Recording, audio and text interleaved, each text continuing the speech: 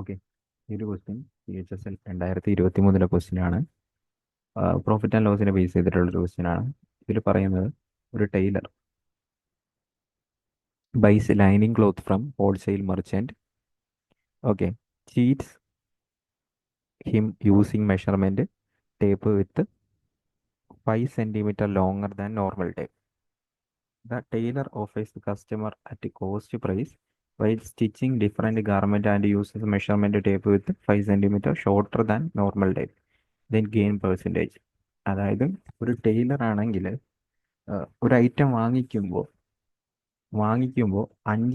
5 centimetre കൂടുതലുള്ള tape use ചെയ്ത് പറ്റിച്ചു. വിൽക്കുമ്പോൾ 5 സെന്റിമീറ്റർ കുറഞ്ഞ ടേപ്പ് വെച്ച് പറ്റിച്ചു. ഓക്കെ, അപ്പോൾ അപ്പോൾ ഒരു മീറ്റർ സ്കെയിൽ എന്ന് പറയുമ്പോൾ നമുക്കറിയാലോ 100 സെന്റിമീറ്റർ ആണെന്ന് നമുക്കറിയാം. 100 സെന്റിമീറ്റർ ആണെന്നറിയാം.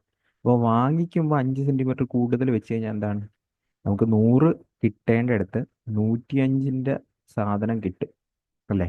100 സെന്റിമീറ്റർ കിട്ടേണ്ട അടുത്ത് 105 സെന്റിമീറ്ററിന്റെ ഐറ്റം കിട്ടും. അപ്പോൾ അവിടെ എന്താണ്, ലാഭമാണ്, പ്രോഫിറ്റ് ആണ്. ഓക്കെ, ദെൻ അടുത്ത കേസ് വിൽക്കുമ്പോൾ, ഈ ടൈലർ തന്നെ ഐറ്റം വിൽക്കുമ്പോൾ 5 സെന്റിമീറ്റർ കുറച്ച് വെച്ച് കഴിഞ്ഞാൽ പുള്ളിക്ക് എന്ത് സംഭവിക്കും? അവന് 100 സെന്റിമീറ്റർ കൊടുക്കേണ്ട അടുത്ത് ആക്ച്വലി എന്ത് കൊടുത്താൽ മതി, 95 കൊടുത്താൽ മതി. അവിടെ വീണ്ടും പ്രോഫിറ്റ് ആണ് അല്ലേ, പ്രോഫിറ്റ് അല്ലേ അവിടെ വരുന്നത്.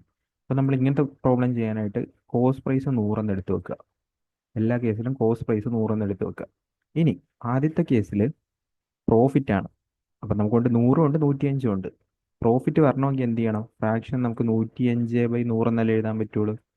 അതായത് 100 രൂപയുടെ പൈസയ്ക്ക് 100 സെന്റിമീറ്റർ കിട്ടേണ്ട പൈസയ്ക്ക് 105 വാങ്ങിച്ചു.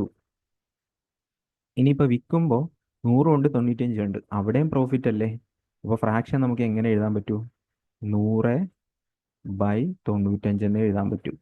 കാരണം പ്രോഫിറ്റ് ആണ്. നേരെ തിരിച്ച് എഴുതി കഴിഞ്ഞാൽ ലോസ് ആവും. ഇനി ഇതിൽ നിന്ന് എന്ത് മനസ്സിലാക്കാം, ആക്ച്വലി 95 കൊടുക്കുന്നുള്ളൂ, പക്ഷെ 100ൻ്റെ പൈസ വാങ്ങി അല്ലേ. ഇനി എന്ത് ചെയ്യുക, കട്ട് ചെയ്യാമെന്നല്ല, നമുക്ക് കട്ട് ചെയ്ത് കളയാം.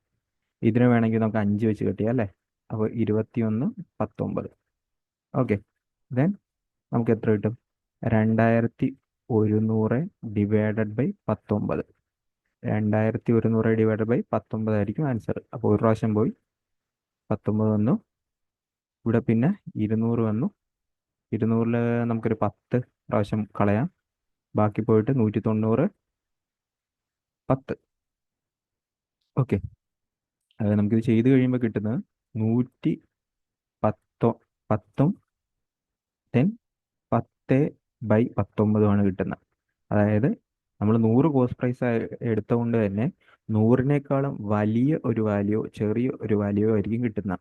സപ്പോസ് ലോസ് ആണെങ്കിൽ 100നേക്കാളും ചെറിയൊരു വാല്യൂ, പ്രോഫിറ്റ് ആണെങ്കിൽ 100നേക്കാളും വലിയൊരു വാല്യൂ. ഇവിടെ ഇപ്പോൾ കിട്ടിയിരിക്കുന്നത് 110 ആൻഡ് 10/90.